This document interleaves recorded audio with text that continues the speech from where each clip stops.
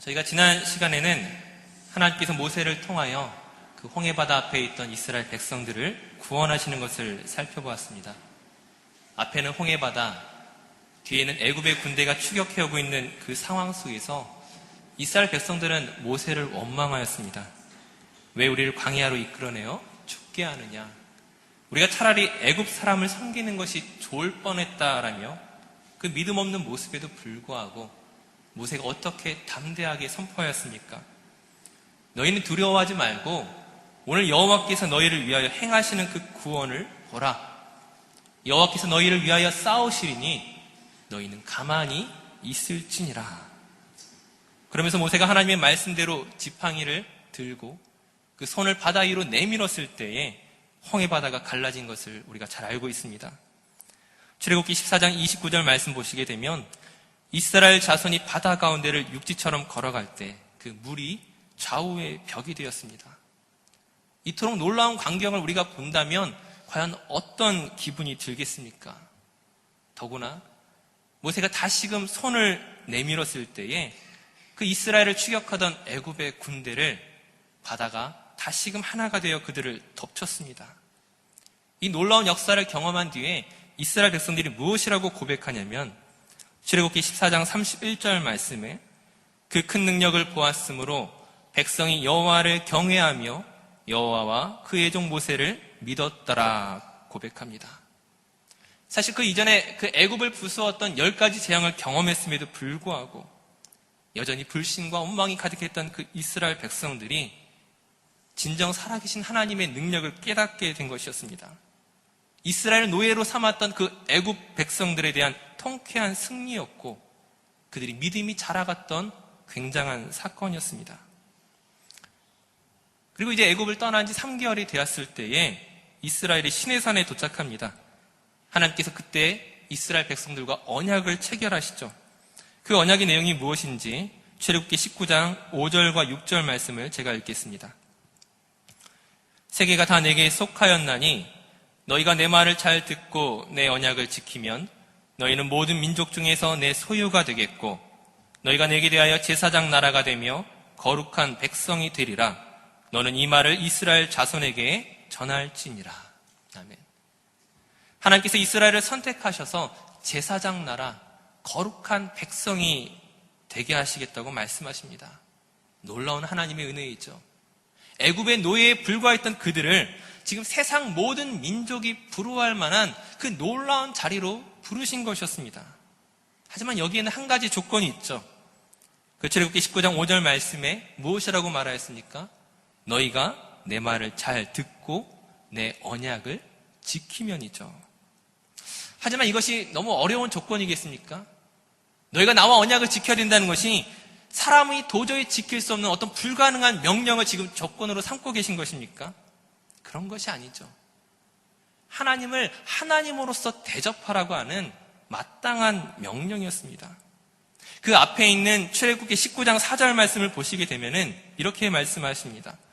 내가 애굽 사람에게 어떻게 행하였음과 내가 어떻게 독수리 날개로 너희를 업어 내게로 인도하였음을 너희가 보았느니라. 즉 무슨 뜻입니까? 하나님께서 이스라엘로 하여금 지금 허무맹랑한 것을 요구하는 것이 아닙니다. 너희 힘으로 홍해바다를 건너가 봐라.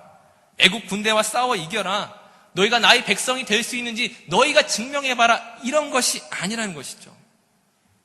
너희에게는 그 불가능하기만 보였던 그 일들을 지금까지 내가 다 해결해 오지 않았느냐.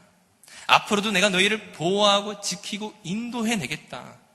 너희는 너희가 할 수 있는 것만 하라는 것입니다. 다른 어려운 것을 명하시는 것이 아니라 하나님의 말씀에 순종하고 나의 언약을 지켜라. 하나님을 믿는 자로서의 마땅한 약속입니다. 그 언약을 조금 더 출애굽기 19장 20장에서 살펴보게 되면 바로 십계명이죠. 하지만 너무나 큰 사건이 그 이후에 벌어집니다. 출애굽기 31장 18절과 32장 1절 말씀을 우리 같이 한번 읽어보도록 하겠습니다. 우리 자막에 있는 말씀 출애굽기 31장 18절 32장 1절 말씀을 이어서 읽겠습니다. 여호와께서 시내산 위에서 모세에게 이르시기를 마치신 때에 증거판 둘을 모세에게 주시니 이는 돌판이요 하나님이 친히 쓰신 것이더라. 백성이 모세가 산에서 내려옴이 더딤을 보고 모여 백성이 아론에게 이르러 말하되 일어나라 우리를 위하여 우리를 인도할 신을 만들라. 이 모세 곧 우리를 애굽 땅에서 인도하여 낸 사람은 어찌 되었는지 알지 못함이니라. 지금 모세가 시내산에 올라가서 하나님과 독대하는 가운데 40일을 보내게 되었는데 지금 모세가 하나님의 말씀을 들으며 그 십계명을 받는 사이에 이스라엘 백성들이 타락한 것이었습니다. 이스라엘 백성들이 아론에게 찾아와 무엇을 요구합니까? 우리를 애굽 땅에서 인도한 모세는 보이지 않고 이제 우리를 위하여 우리를 인도할 신을 만들라고 하죠. 이 허무맹랑한 이 이스라엘 백성들의 요구에 막상 아론은 그들을 제지하기는커녕 금을 모아서 금 송아지를 만들었습니다. 그리고는 이것을 보여주면서 이것이 너희가 애굽 땅에서 인도해낸 너희의 하나님이다. 너희의 신이로다. 그렇게 말하죠. 지금 모세가 시내산에서 하나님으로부터 그 십계명을 받는 동안에 그 십계명의 가장 중요한 첫 번째, 두 번째 계명을 깨트리고 있는 것이었습니다. 너는 나 외에는 다른 신들을 내게 두지 말라. 너를 위하여 새긴 우상을 만들지 말라. 이 계명은 사라지고 어느덧 타락한 이스라엘만 남은 것이었습니다. 그렇다면 이스라엘이 이처럼 타락한 행동을 한 이유가 무엇 때문이겠습니까? 출애굽기 32장 6절 말씀을 보시게 되면은 금송아지를 만든 뒤에 이스라엘 백성이 거기에 번제와 화목제를 드린 후에 먹고 마시며 일어나서 뛰놀더라 그렇게 말하고 있습니다. 즉 그들이 노예로부터 해방이 되었지만 막상 그들에게 주어진 그 자유를 어떻게 사용하고 있는 것입니까? 자기들의 본능을 위해서 사용하고 있는 것이죠. 진정한 자유란 하나님 안에 있는 것임에도 불구하고 지금 자기의 기분대로 뛰놀고 있는 그들의 모습은 지금 하나님의 심판이 그들의 코앞까지 닥친 것들을 모르고 있는 참으로 어리석은 모습이었습니다. 그 무엇보다 하나님께서 이들의 모습을 보면서 얼마나 실망스럽고 화가 나셨겠습니까? 사실 그동안 수차례의 그 이스라엘 백성들의 원망과 불평에도 불구하고 하나님이 참아오셨습니다. 이스라엘이 어떤 불평을 하였습니까? 앞에는 홍해가, 뒤에는 애굽의 군대가 추격해 옵니다. 왜 우리를 죽게 하십니까? 우리가 애굽 땅에서 고기를 먹었던 때가 그립습니다. 왜 우리를 굶주리게 하십니까? 왜 우리를 광야로 이끌어내어 우리의 목이 말라 죽게 하십니까? 이스라엘 백성들의 그 거듭된 불평에도 불구하고 하나님께서 그들을 참아주셨던 것은 그들이 가지고 있는 그 연약함을 알기 때문이었죠. 하지만 이제 그것과는 다른 지금 하나님을 하나님으로 대접하지 않는 그 이스라엘 백성들을 어떻게 참아내실 수 있겠습니까? 지금 우상을 만들고 이 우상이 우리를 애굽에서 구원해냈다고 말하는 그 이스라엘 백성들의 타락함을 보면서 더 이상 어떻게 참을 수 있겠습니까? 그러므로 하나님이 무엇이라고 선포하십니까? 출애굽기 32장 7절 말씀에 여호와께서 모세에게 이르시되 너는 내려가라. 네가 애굽 땅에서 인도하여 낸 내 백성이 부패하였도다. 특별히 찾아볼 것이 내 백성이 아니라 모세 네 백성이다. 더 이상 내 백성이 아니라고 말씀하십니다. 출애굽기 32장 9절과 10절 말씀에 보시게 되면 내가 이 백성을 보니 목이 뻣뻣한 백성이로다. 그런즉 내가 하는 대로 두라. 내가 그들에게 진노하여 그들을 진멸하고 너를 큰 나라가 되게 하리라. 내가 이제 더 이상 참지 않겠다. 내가 이제 그들을 진멸하겠다. 지금 하나님의 그 분노와 실망이 느껴지십니까? 이제 이스라엘 백성들이 멸망할 위기에 처하게 된 것입니다. 놀라운 하나님의 은혜를 입고 그 애굽의 노예에서 해방되었음에도 불구하고 이제 하나님으로부터 버림받을 위기에 처하게 된 것이었죠. 만약 모세의 끈질긴 기도가 아니었다면, 그의 충고가 아니었다면 이스라엘은 그 멸망의 운명을 도저히 피할 수 없었을 것입니다. 하지만 모세가 온 힘을 다해 하나님을 설득하죠. 출애굽기 32장 12절 말씀에 주의 맹렬한 노를 그치시고 뜻을 돌이키사 주의 백성에게 이 화를 내리지 마옵소서. 이러한 모세의 그 간절한 기도 덕분에 하나님께서 뜻을 돌이키십니다. 하지만 하나님께서 뜻을 돌이키신 것이 지금 당장 이스라엘을 멸망시키지 않겠다는 것이지 지금 하나님의 분노가 풀린 것이 아니었습니다. 일단 모세가 하나님을 설득하고 난 이후에 그가 산에서 내려왔을 때 무엇을 보게 됩니까? 이스라엘의 송아지를 만들고 그 주위에 춤추고 있는 타락한 이스라엘 백성들의 모습을 보게 되었을 때에 모세가 어떻게 반응합니까? 출애굽기 32장 19절 말씀에 보시게 되면 진에 가까이 이르러 그 송아지와 그 춤추는 것들을 보고 크게 노하여 손에서 그 판들을 산 아래로 던져 깨트리니라. 지금 하나님의 분노에 이어서 모세의 분노가 느껴지십니까? 하나님께서 모세에 대해 평가하시기를 민수기 12장 3절 말씀에 이 사람 모세는 온유함이 지면의 모든 사람보다 더하더라고 하셨는데 그 모세마저 얼마나 분노했으면 지금 시내산에서 40일에 걸쳐서 하나님으로부터 받았던 그 돌판을 그 십계명을 산 아래로 던져 깨트려 버립니다. 지금 그토록 귀한 십계명을 모세가 깨트렸는데 이것이 불경한 일입니까? 만약 그것이 모세의 전적인 잘못이었다면 하나님께서 모세를 꾸짖는 것이 마땅하겠지만 하나님께서 이 일에 대하여 책임을 묻지 않으시죠. 왜 그렇습니까? 지금 모세의 분노는 단지 그 자신의 분노만이 아니라 하나님의 분노를 대변하는 것이기 때문입니다.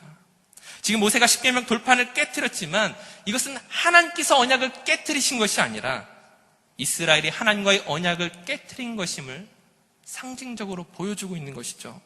너희가 내 언약을 지키면 내 백성이 되리라고 말씀하셨는데 그 자격과 기준에서 실패한 상실한 이스라엘 백성들의 모습이었습니다. 이제 그 다음 장면에 보시게 되면 충격적인 사건이 이어지죠. 이어서 출애굽기 32장 26절에서 29절까지 말씀을 우리 함께 교독하여 읽겠습니다. 출애굽기 32장 26절에서 29절까지 말씀 제가 먼저 읽겠습니다. 이에 모세가 진문에 서서 이르되 누구든지 여호와의 편에 있는 자는 내게로 나아오라 하매 레위 자손이 다 모여 그에게로 가는지라.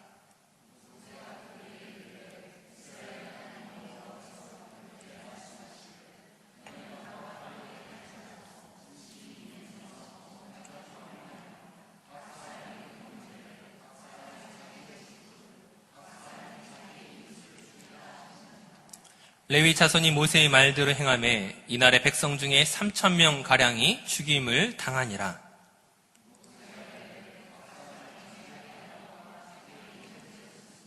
오늘 여호와께 헌신하게 되었느니라. 그가 오늘 너희에게 복을 내리시리라. 아멘. 지금 모세가 어떤 명령을 내렸습니까? 하나님의 편에 서기로 한 레위인들에게 칼을 차고 진과 진 사이를 왔다 갔다 하면서 형제와 친구와 이웃과 아들을 죽이라고 명령합니다. 무시무시한 명령이죠. 이로 인하여 무려 3,000명 가량이 죽임을 당하였습니다. 그 칼에 죽임을 당한 사람 중에는 자기의 친구도 있고 가족도 있고 자신과 가까운 사람도 있었겠죠. 하지만 무엇을 보여주고 있습니까? 그 죄에 대한 대가를 치러야 했다는 것이죠. 그냥 넘어갈 수 없는 일이었다는 것입니다.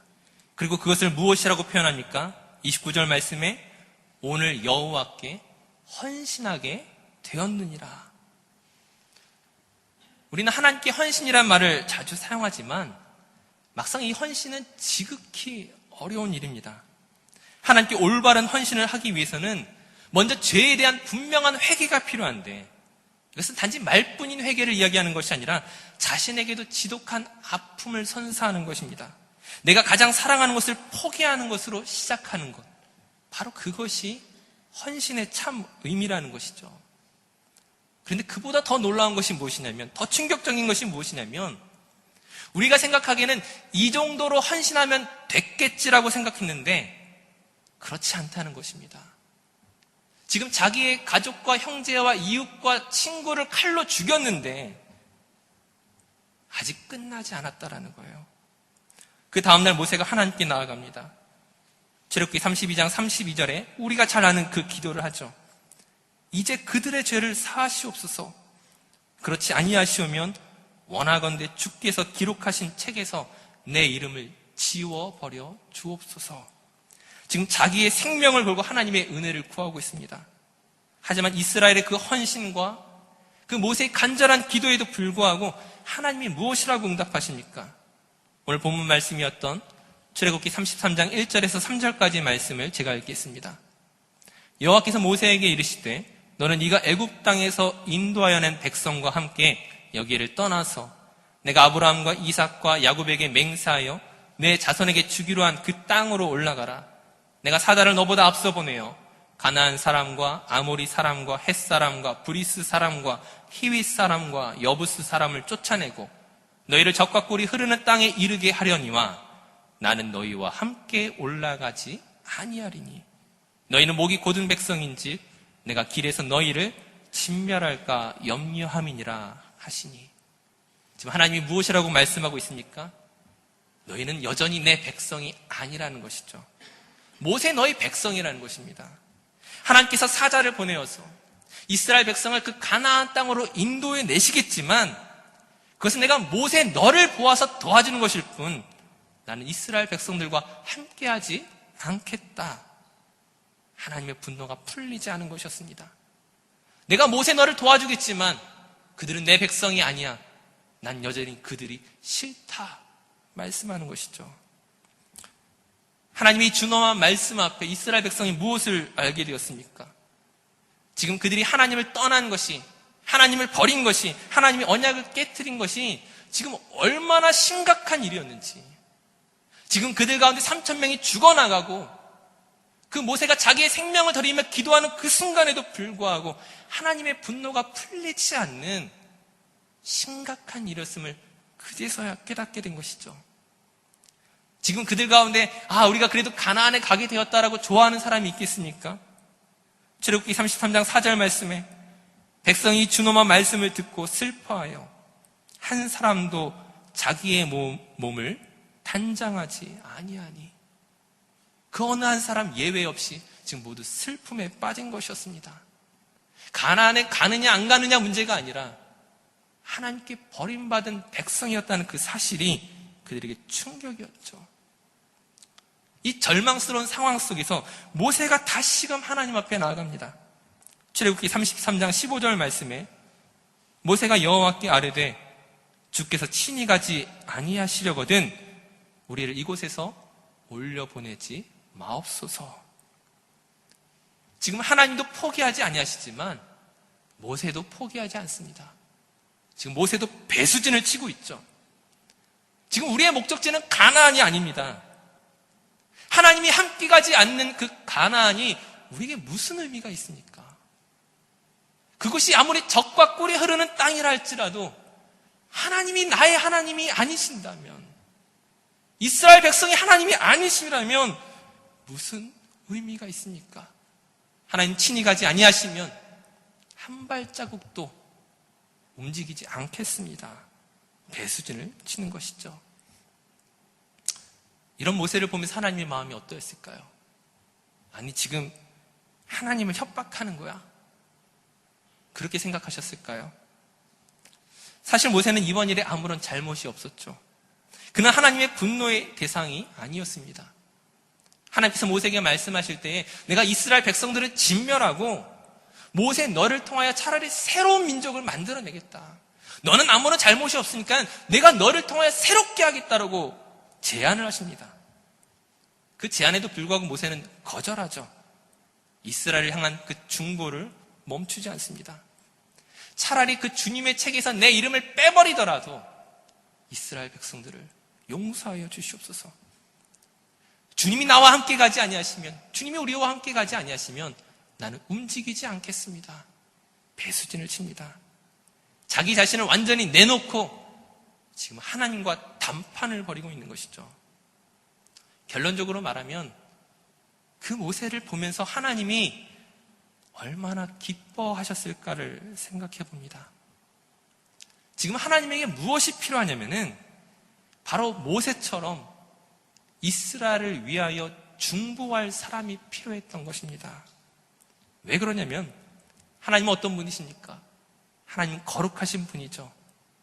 지금 이스라엘이 하나님을 버리고 그 우상을 섬긴 행위를 두고 보실 수 없습니다.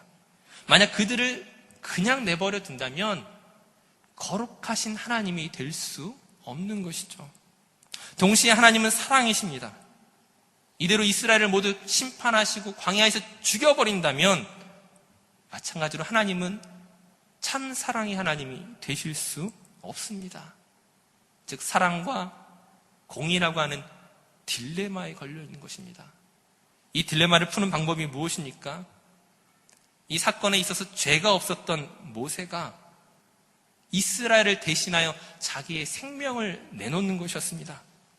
자기의 생명을 걸고서 지금 이스라엘을 대신하고자 하는, 그들을 살리고자 하는 바로 그 중보자의 마음, 하나님께서 이 딜레마를 풀기 위해 필요했던 것이 바로 이 모세의 기도였다는 것이죠. 즉 그 모세를 보며 하나님이 한숨 쉬고 있는 것입니다. 다행이다. 이스라엘을 향하여 분노하시지만 동시에 그들을 아끼고 사랑하시는 하나님의 마음이 있습니다. 지금 하나님의 그 깊은 속마음 속에는 이스라엘을 진멸하는 것이 목적이 아니라 지금 하나님의 뜻으로 그들을 돌이키게 해줄 누군가가 필요했는데 바로 모세가 그 일에 반응한 것이었죠.